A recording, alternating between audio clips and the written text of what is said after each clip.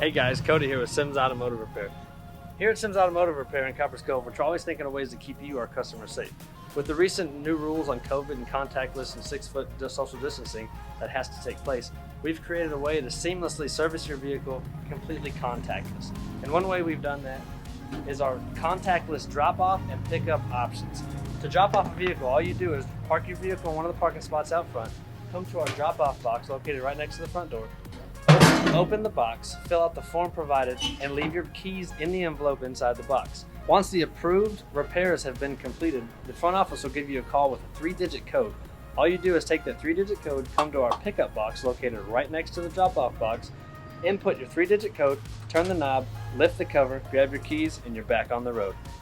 Again, just another way that we here at Sims Automotive Repair are putting customers first. 801 Leonard Street, Copperas Cove, Texas. Give us a call today.